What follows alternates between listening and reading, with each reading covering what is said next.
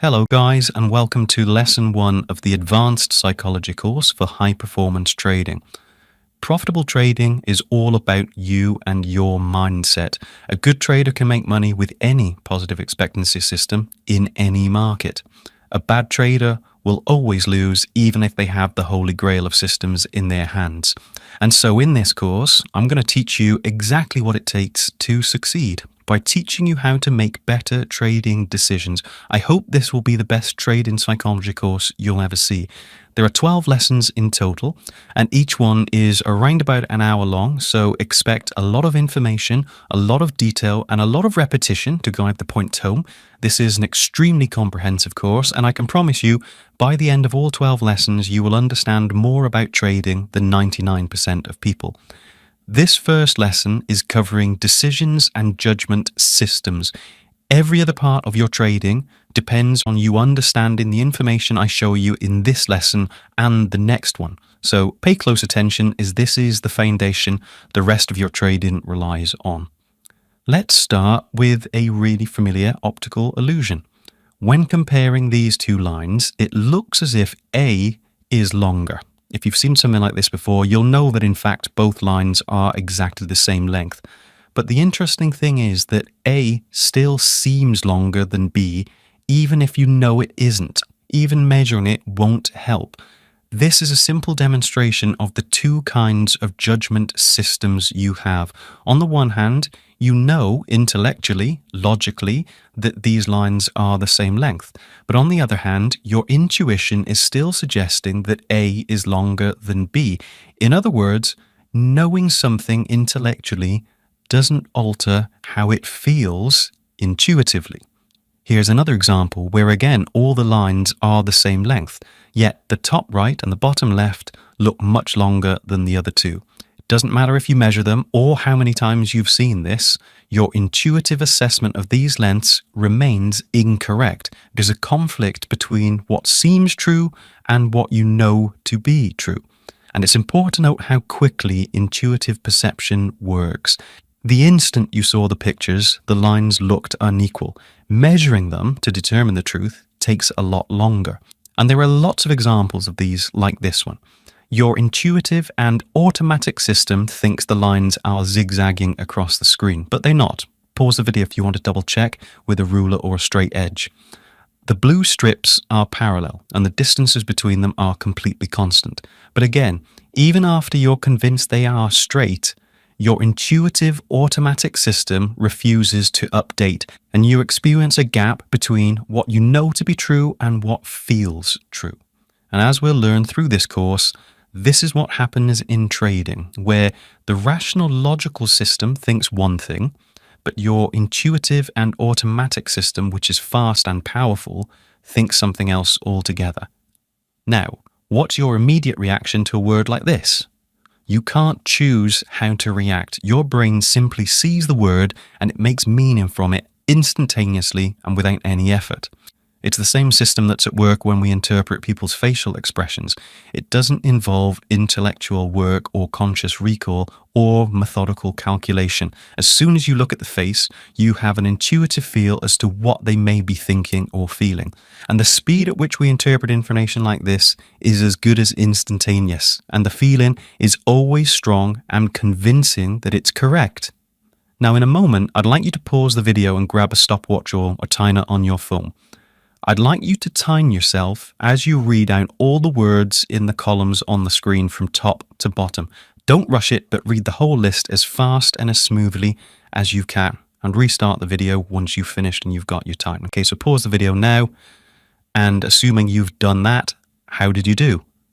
It's a reasonably simple task and a good example of an easy, effortless, intuitive task.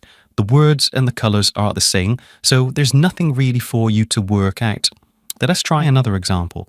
This time I want you to call out the colour of the word, not what the word says, but the colour of the font. So again, pause the video, time yourself, and then restart when you're ready. And assuming you've done that, how did you do? It's a lot harder, isn't it? This is a great example of how hard it can be to ignore your intuitive system, which in this case was reading the words.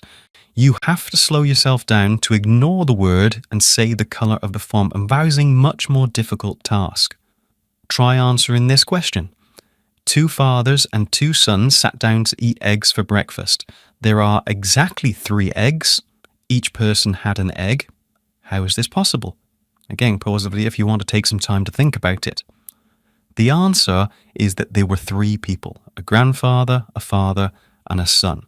Now, whether or not you got the answer right, this is an example of a question that cannot be answered intuitively or automatically. Being given questions like this feels like running into quicksand.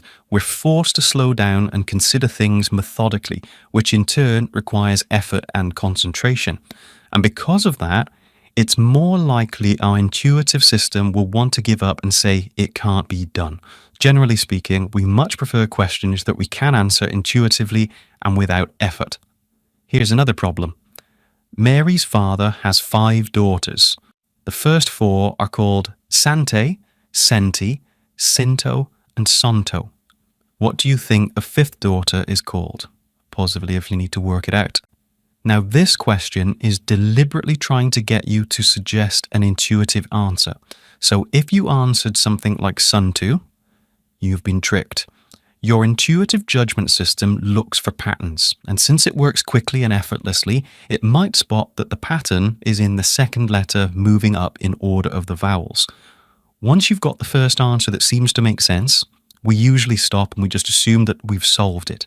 In actual fact, the 5th daughter is called Mary, as it states in the first sentence.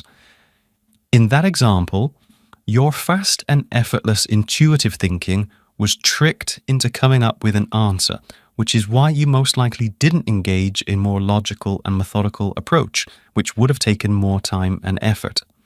So you can see that you have 2 fundamental judgment systems, one which is fast, effortless, and intuitive, and another which is slow, requires effort, and is more logical and methodical. These 2 systems are the secret to success or failure at trading. As I mentioned in the short intro series of videos that I uploaded on this topic, there is no better common example of these 2 systems working side by side than when you're driving. On a long straight road with minimal traffic or on routes that you're familiar with, it's possible to drive the car effortlessly and completely automatically. At times it can feel like the decision to maneuver, turn, slow down, speed up, they're all being done without you being involved, and you're free to think about other things or hold conversations or listen to the radio. However, in an unfamiliar place or where there is increased traffic or some kind of unpredictability, you have to concentrate fully on the road and you engage your logical and methodical system. You might even turn the radio off or ask your passengers to stop talking as you switch to a different type of thinking. If the traffic then clears up or you find yourself in familiar territory again, you can go back to a more automatic type of driving and you're mentally free once again. To drive effectively, you need both types of thinking. And as you'll discover, the same is true in trading. Now, of course, these different types of thinking are all part of you. You move seamlessly between them. But where is it all taking place? Well, let's look at these judgment and decision systems in the brain. For the purposes of this course, we're going to start with a very simple 3-part model: the lower brain, the midbrain, and the upper brain. This is obviously massively oversimplified, but it will be easier to understand and see how it applies to your trading. We'll start with the lower brain, which controls our most basic automatic bodily functions. Its processes are completely unconscious and they take care of all the critical functions and the behaviors needed to keep you alive, such as motivating you to eat, keeping vital organs working correctly, and most importantly for trading, spotting threats and risks. It's your built-in risk-to-reward management system, and when trained properly, it ensures you don't take excessive risk and it tries to keep you from wiping out your account. But unfortunately, when untrained, it will over or underreact to risk, taking profit early, for instance, or you find yourself holding on to losing trades. Then, sitting above this is the midbrain, which houses much of our intuitive problem solving and spatial thinking. This is also where a lot of your long-term memory sits. It's where professional traders draw on their total trading experience and spot much deeper patterns in the markets that are harder to teach or explain. The midbrain is also your powerful emotional center. It ensures that you look after your family, defend your property, look for and keep a reproductive mate, and come up with a workable response to immediate threats, physical threats, or even threats to your status or quality of life. It spends a lot of time analyzing what's happened to you in the past in order to learn from that experience. And for trading, it houses your developing intuition, and it communicates that intuition to you via emotions and feelings. And this is a really important point. It does this whether your intuition is fully developed and accurate or not, but we'll come back to this. Lastly, there's the top brain. This is what gives us the unique ability to plan, self-reflect, think things through in a logical and methodical way, and control our urges and desires. So you may feel as if you want to eat something or buy something or get angry at somebody, but you don't always do it. Sometimes you hold back and you choose not to. That is your top brain overriding, but it's not always able to do that, as we'll discover. With all complex tasks like driving and trading, you require all of your brain, but at different times. They all have different and important roles to play. And in trading, the top brain in particular is more critical than any other layer of the brain, as it allows us to override urges to trade impulsively or defensively. Going back to our driving example, when roads are clear and you know where you're going, your midbrain is doing most of the driving. It's automated most of the actions and decisions needed for driving. And the reason it can do this is that the driving controls within the car are in the same place as last time. You're on the same side of the road as last time, and the other cars around you behave roughly in the same way as the last time. So you're responding to predictable patterns, and you're able to operate in a type of autopilot. And when somebody pulls out in front of you suddenly, you brake without thinking. You respond without any delay or effort. That is your lower brain responding and doing the thinking for you. It knows immediately that you're in danger, and it's got a set of automatic responses to ensure that you survive. So you could say it's totally hijacked your decision-making system and it's taken over all the controls. In other words, you act before you think. The lower brain is constantly on the lookout for things that might harm you in any way, and it is prepared to react automatically to keep you from harm. Psychologists and neurologists call this your vigilance system, and it's active 24 hours a day, scanning the environment for threats. When it's activated, it has the power to take full control. It already controls all of your vital functions, but it also has veto over everything else. And yes, that goes for trading as well. So new traders who think they have full autonomous control over their trading decisions are completely kidding themselves. There is a powerful mechanism lurking beneath the surface that's just not ready to trade yet without specialist training. Now, in order to make the course valuable to you, I'm going to simplify everything. You don't need academic knowledge. You need practical knowledge that you can use when you trade. So from this point on, I'm going to combine the lower and the midbrain into a single system, leaving us with two distinct decision-making systems, System 1 and System 2. System 1 includes your lower and your midbrain together, so it includes your defensive instincts and the automatic reactions in the lower brain, and your intuitive judgment and decision-making and long-term memory in your midbrain. System 2 is simply your top brain, the part that allows us to plan, calculate, experiment, foresee, compare, and all kinds of other complicated logical-based thinking. Remember, we're aiming for a usable model of the brain that we can use in trading, not an anatomically specific or accurate one. And to aid learning even further, it might also be useful to characterize these two distinct judgment and decision-making systems. System 1 acts instinctively, intuitively, defensively, and very quickly. I'll characterize it as a chimp. Neurologists call this your default mode. In other words, it's the system that runs most of the time effortlessly, and it's particularly good at learning, memory recall, and pattern spotting. In trading, System 1 stores all of your trading experience, it determines your attitudes to risk, and it informs many of your impulsive, defensive, and intuitive decisions. The answer to these sequences can be easily answered by System 1. 2, 4, 6, 8, 10, 12. What's next? Exactly. A, B, C, D, E, F, G. What's next? You don't need to think about this or work it out. You just know it. It's intuitive, fast, and it takes no effort whatsoever. System 2, on the other hand, is logical, rational, and deliberately calculates everything. And for this reason, I'm going to characterize System 2 as Dr. Spock from Star Trek. Hopefully, that's a character that you're familiar with. If not, please go and Google him.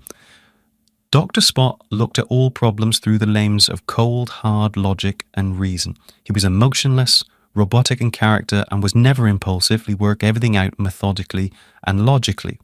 System 2 is useful for much harder problems that require deliberate or methodical working out. And in trading, it checks your decisions against your system rules or trading plan. It calculates position sizes, checks news, measures charts, and it completes all other kinds of important calculations, planning, and measurement tasks.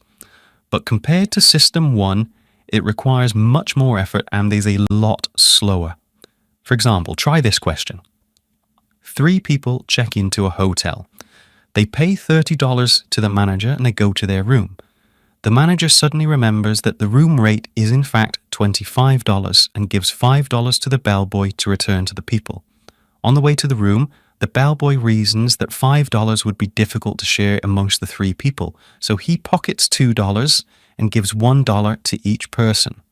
Now, each person has paid $10 and got $1 back. So they paid $9 each, totaling $27. The bellboy has $2, totaling $29. Where is the missing $1? Please pause the video and take as long as you need to try and work out. Now, you can't solve that type of problem fast and intuitively. You have to work it out deliberately and methodically. In fact, the answer demands logical thinking. Google the solution if you're curious.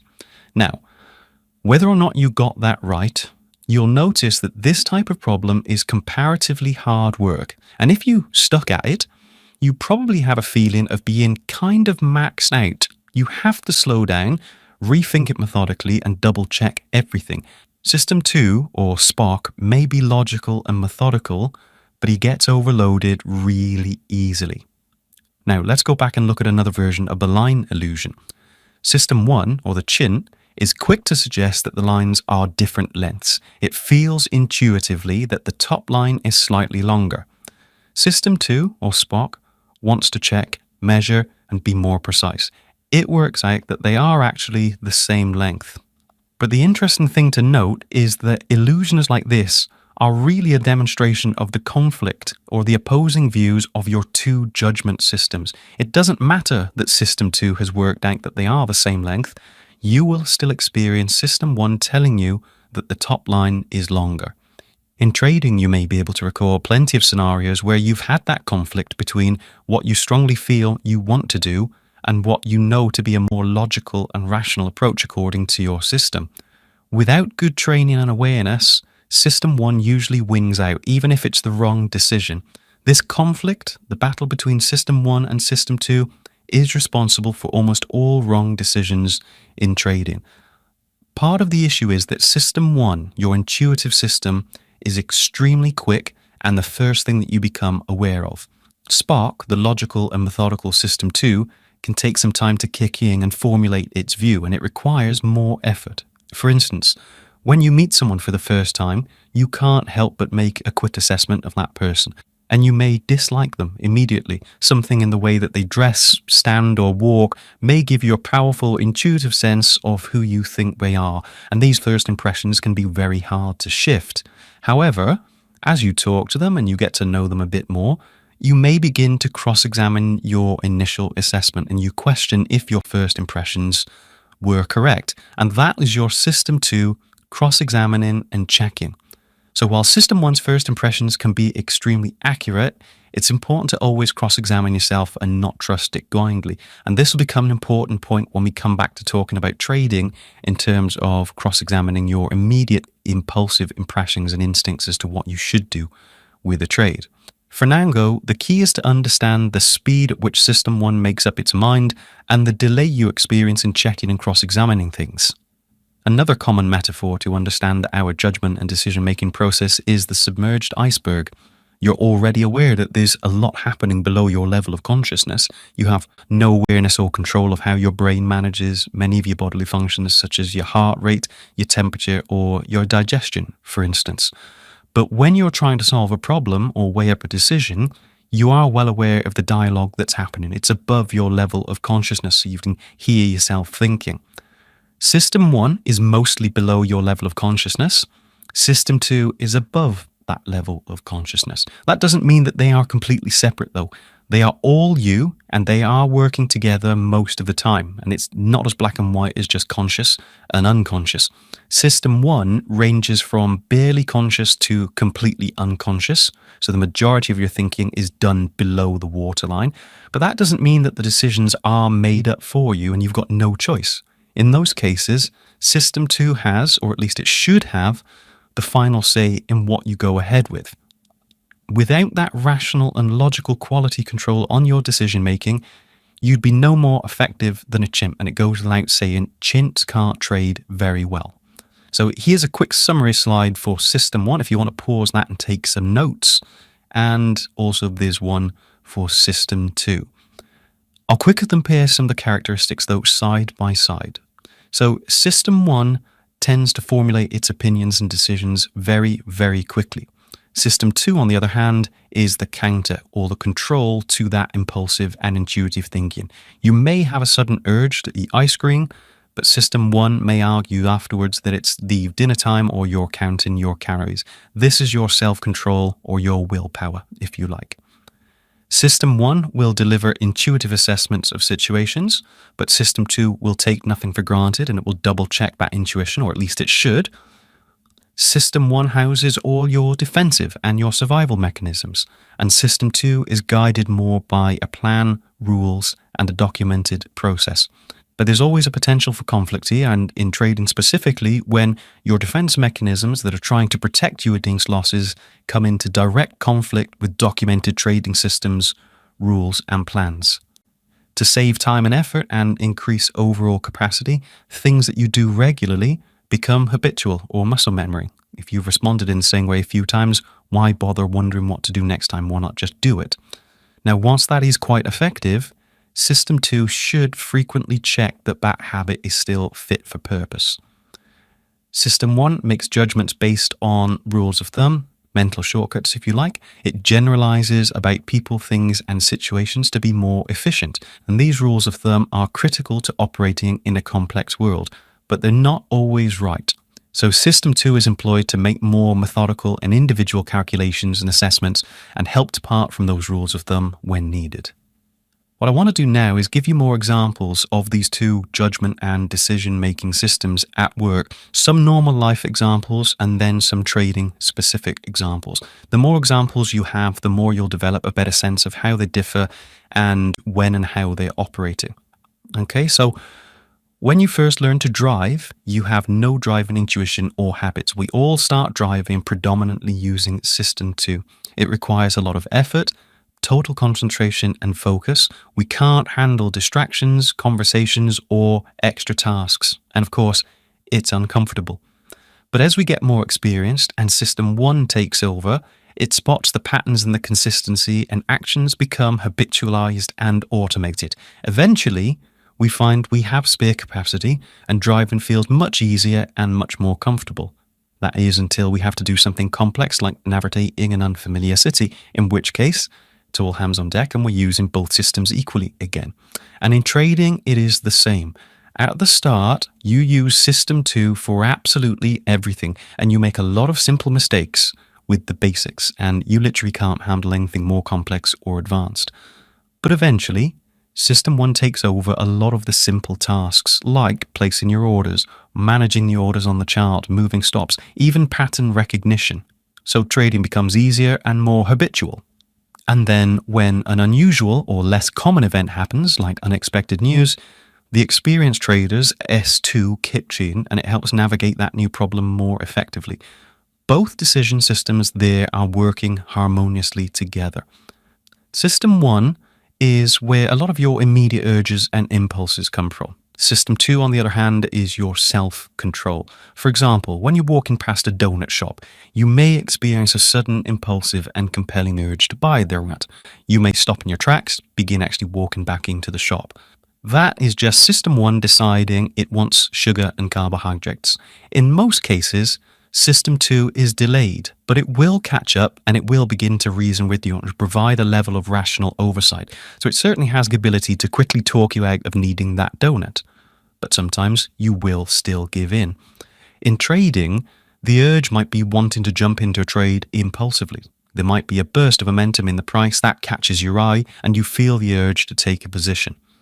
The System 2 self-control is when you pause and you double-check your trading plan. You ask yourself, is this condition a quality entry according to my rules? That pausing and questioning is your System 2 providing rational oversight.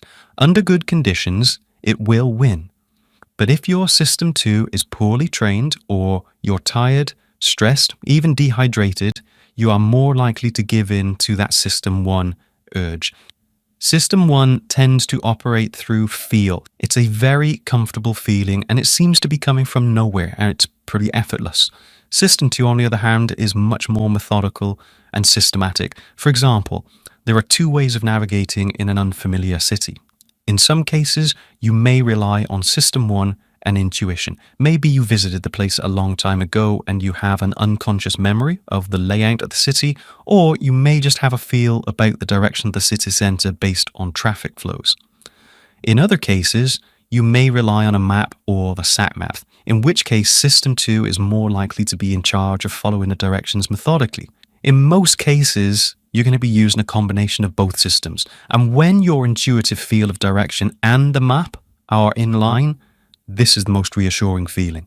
But that doesn't mean your intuitive gut feeling will be right.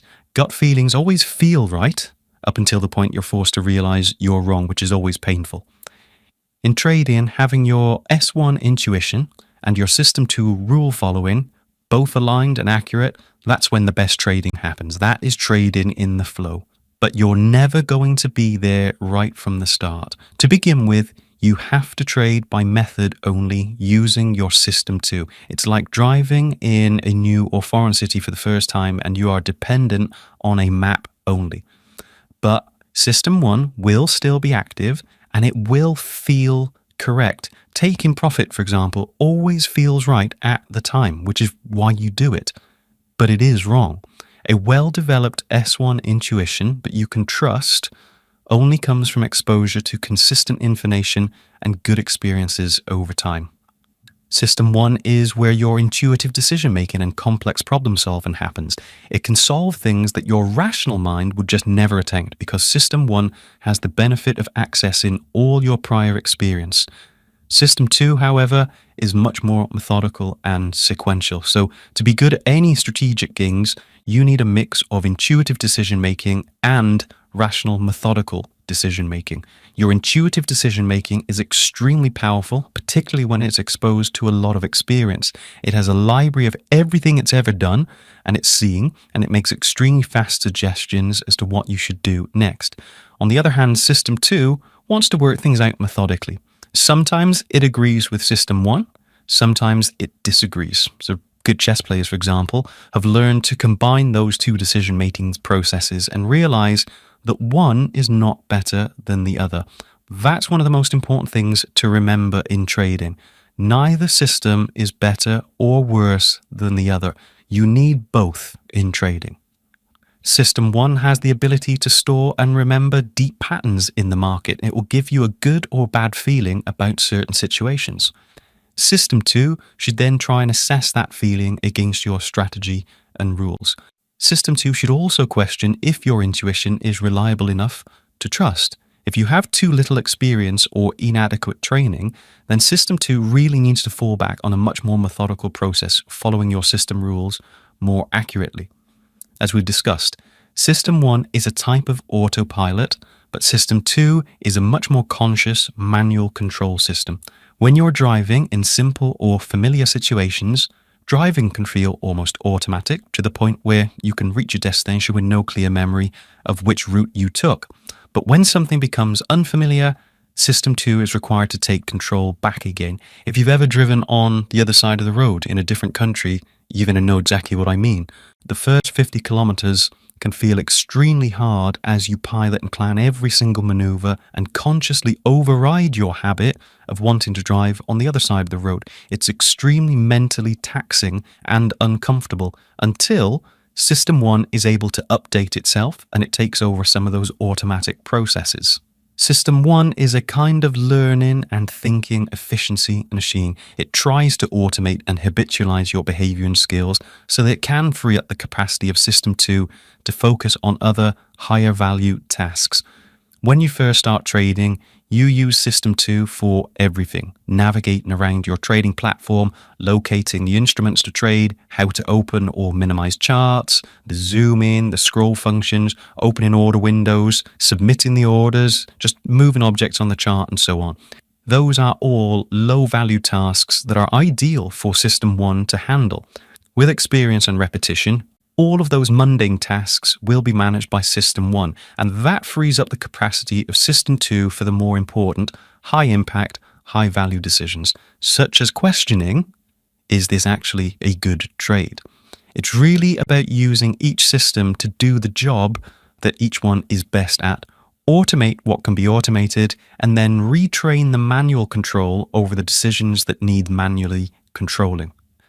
Now, most importantly, System 1 is responsible for keeping you alive. If it thinks you're in danger, it will start to communicate with you using emotions and physical feelings. System 1 has the power, in exceptional circumstances, to completely take over control of your decision-making processes and your physical actions. If you walk too close to the edge of a high building, it will cause you to freeze or walk back, and it's extremely effective at doing this. But in some circumstances, its survival mechanisms are either overreactive or oversensitive, or they do not realize that the danger has been removed. Take this example of people connected to the safety lines leaning out over the edge of this very high building. Assuming that you would even attempt this, you can imagine that System 1 and 2 would be saying completely different things. System 1 would be saying, get away from the edge. This is in saying, this is life or death. System 2 would then be providing some kind of reassurance by logically pointing out that the harnesses are there, the ropes, and all the other safety equipment. But regardless of that reassurance, System 1 would still be looking at that situation with a lot of distrust. It's the same with a roller coaster. There's a conflict between System 1 identifying the danger and System 2 providing reassurance, and the thrill of a roller coaster is largely a result of that conflict. And of course, the huge amount of addictive hormones that are pushed out during those activities is what draws people to do them again and again. And a lot of traders are unknowingly addicted to the same kind of thrill from the system conflicts. System 1 may be telling you to take profit early, and System 2 is assuring you that the best thing to do is let the winner run. When System 1 wings that conversation and you take profit early, you get the thrill of making money, the thrill of winning, and you get a nice dump of chemicals and hormones as a reward. The emotional ups and downs that traders experience, be it from wins or losses, results in a cocktail of changing chemicals in the bloodstream, and many traders are inadvertently addicted to those ups and downs. You really do understand this conflict and the internal communication between you and those two systems, which you will as this course progresses. Now, in extreme, physically threatening situations like the one shown here, System 2 will give way completely, and System 1 will initiate a strong survival response, speeding up the heart rate, slowing down your digestion, and diverting all your resources to prepare you to act and defend yourself. You may start running or fighting, completely automatically and without choice. System 1 survival mechanisms are extremely well developed and very powerful, and will, if required, demand that System 2 works as its slave. Essentially, your conscious control is completely removed from you. And trading often triggers this, especially in losses, and especially if you're trading with money you really can't afford to lose. Maybe you've put $1,000 into your account and you're in a $200 loss. And maybe you need that $1,000 to pay your mortgage or rent. Well, System 2 might be rationalizing and reassuring that $200 loss isn't as bad as losing the full $1,000. Yeah, it might be an argument with your spouse, but it's easier to replace $200 than it is to replace the full $1,000. So just stop now, take the smaller loss, and walk away. System 1 doesn't feel that reassurance is very helpful, and it completely takes over. So it starts taking massive risks to try and make that money back. You lose more money. Then you take even more risks. And System 1 is now in full survival mode, and System 2 is literally switched off. It's only when you've lost that full $1,000 and the risk is technically over the System 2 comes back online, and you sat wondering what on earth just happened. You've got very little recollection because none of it was conducted at the conscious level of System 2. And lastly, System 1 looks at probability intuitively and based on its experience of what it's seeing, not through mathematics, statistics, or actual evidence. System 2, however, has the ability to understand probability from a methodical and evidential perspective. Most of our calculations of risk and probability are done with System 1, and they are simply estimates or intuitive assessments, not accurate calculations. In the vast majority of cases, it's impossible to give System 2 enough data and variables to calculate the actual probability. We can study statistics and data, but when it comes down to it, we generally rely on feel and the experience of System 1. And that means we make a lot of errors, mainly because we rely on our own limited experiences or what other people have told us. For instance, many people will feel safer driving in a car than a plane. Their intuition tells them that flying must be unsafe. But the fact is, flying is well over 1,000 times safer than driving in a car. This inability to accurately assess risk and probability is the biggest underlying problem behind 90% of trading mistakes. Now, 2 whole lessons in this course, videos 7 and 8, are dedicated directly to this as it relates to trading and pattern recognition, win rates, expectancy, and so on. So I won't expand on that in this video. It's coming later in the course. Okay, so here's a quick summary slide of that last section if you want to pause the video again to make some notes. But now I want to go a little bit further. Let's imagine for a second that you could trade only using one of these 2 decision-making systems. How would System 1 or System 2 trade by themselves? Well, let's start with System 2, Spock. Isn't this how most traders think they should be? This is what typical trading psychology suggests. Ditch your emotions and trade like a logical machine. Okay, well, let's examine that. Spock would stick to the trading system rules absolutely no problem at all, so that's a good thing. However, he would grind to a halt if he ever encountered a situation that wasn't specifically written down in his rules. He would cut all his losing trades quickly. He would let his winners run. He would be non-emotional. He would always be rational, which is good for some situations. But other times, emotions initiated by System 1 are actually how we detect complex hidden risks. So Spock would be incapable of identifying hidden and sometimes catastrophic dangers in the market. He would check all decisions and assumptions against logic and fact, which is good, but he'd be unable to assess probability. Probabilities in trading cannot be precisely calculated rationally because there are too many variables. We have to rely on intuitive sense to give us more of a generalization with probabilities. But rational Spock wouldn't be able to do that. He would max out his limited capacity trying to calculate the impossible calculation. And because he couldn't be exact, he'd end up not being willing to trade at all. Analysis paralysis, essentially. He would also have no experience or market knowledge. Remember, System 2 has no long-term memory, and so he couldn't have any deep pattern recognition. And finally, he would also have no fear or protection mechanisms. He would just continue to execute the system no matter what, without any ability to build an intuitive sense of danger. And so he wouldn't recognize those rare black swan events that can end with catastrophic loss. So overall, he's got some good points. He's also got some bad points. Okay, so now what about System 1? How would the chimp trade by itself without any assistance from System 2? What if we just followed our gut instincts, or if System 2 was untrained or otherwise compromised? Well, unfortunately, this is how most people tend to trade. To start with, they would ditch their trading strategy all the time. They'd be jumping from one system to another, always looking for something better. They would make no comparisons or calculations or do any checking. There would be no questioning, no critical thinking, or research to establish the facts. They would be prone to revenge and competitive trading. That means trying to win their money back, trying to make up their losses, trying to prove that they're right, and really trying to soothe their ego rather than just trading for absolute profits. They would depend entirely on an intuitive assessment of probability and risk. They wouldn't be making a properly informed, accurate assessment. It would all be based on their own personal experiences and their own limited memory of how things appear or what feels right.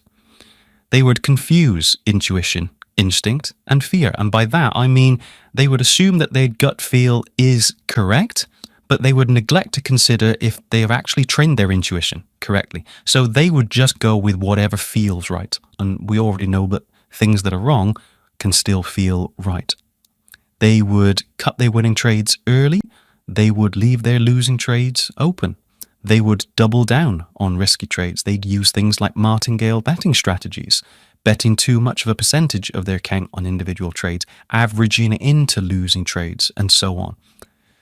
They would blame tools and systems for their poor results. And this is a big one. Saying, hey, that indicator didn't work. This system is junk. That person I was learning from is a scammer. Basically, they would never accept responsibility for themselves or their results. They'd always find something or someone else to blame, which moves on to the next point, which is becoming paranoid or blaming others.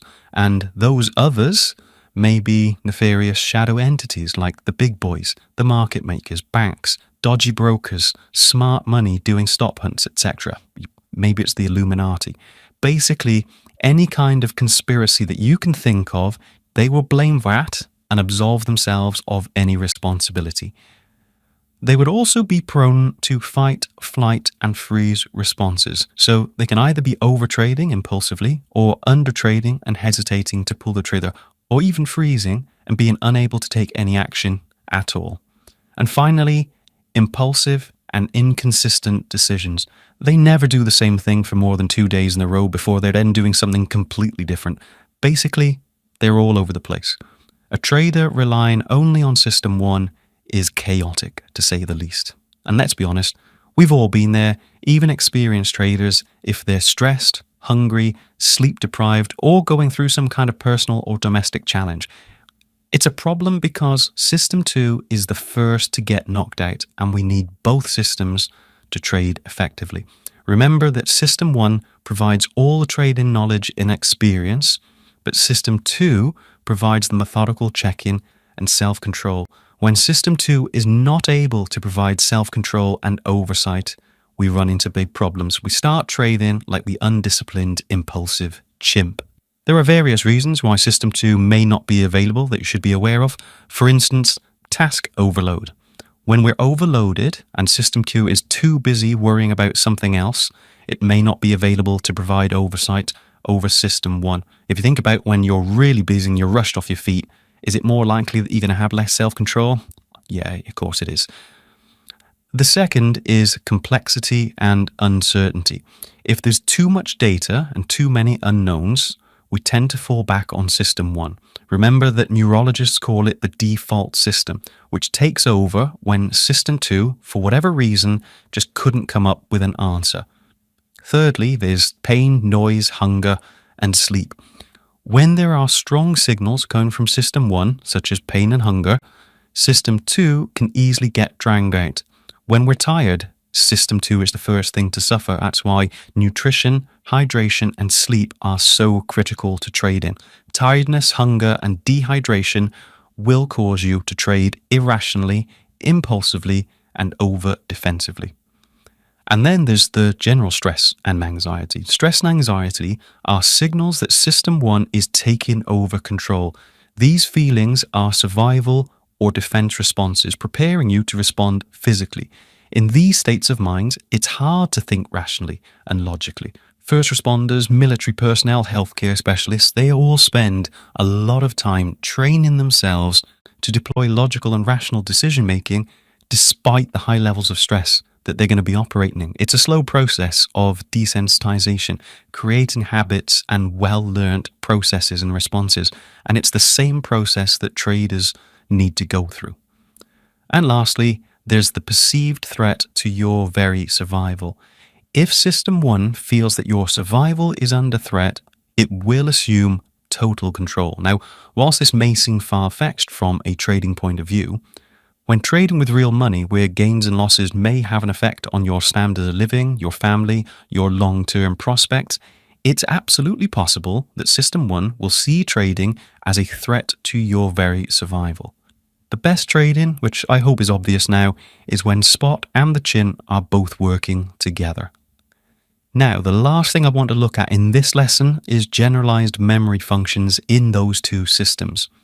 Memory is critical to judgment and decision-making in trading, so it's important that you know how both systems store memories. As you probably gathered, System 1 holds your long-term memories. So in a sense, it's your entire trading experience. It collates all the trades you've ever taken and it files them away.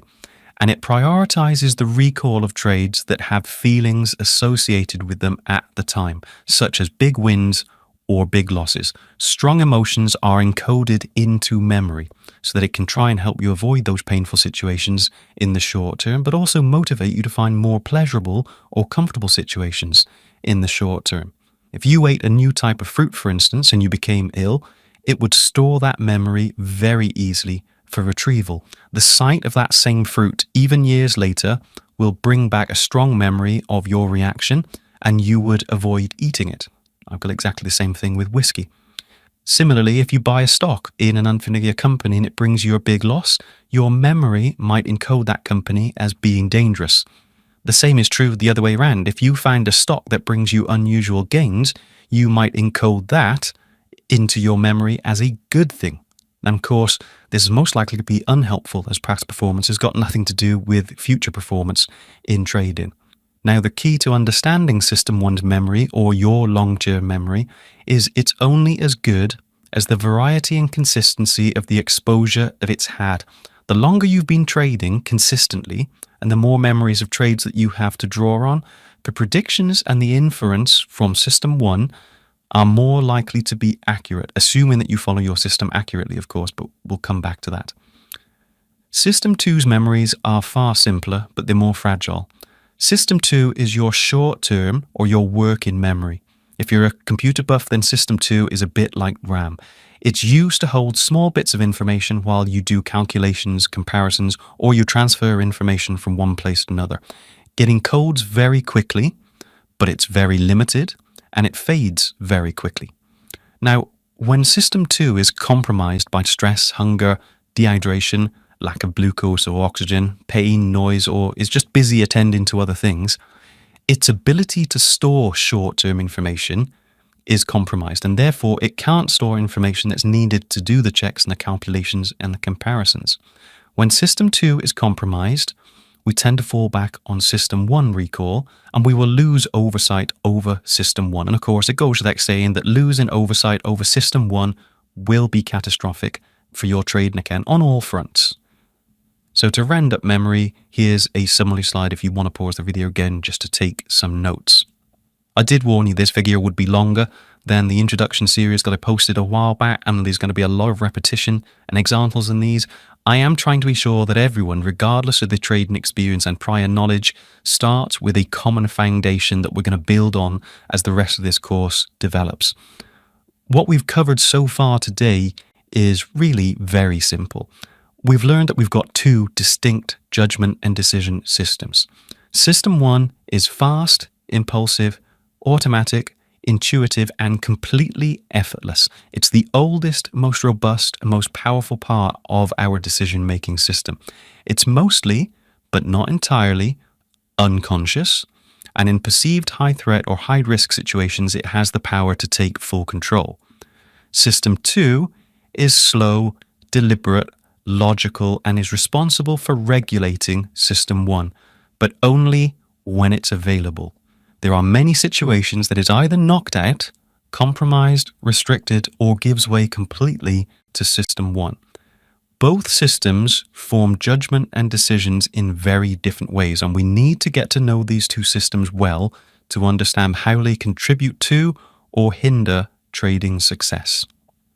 And lastly, when trading with real money, awareness of how these systems operate is absolutely crucial. In demo and micro accounts, there is no risk. So System 1 hijacking, or at least the consequences of an unavailable System 2, are limited.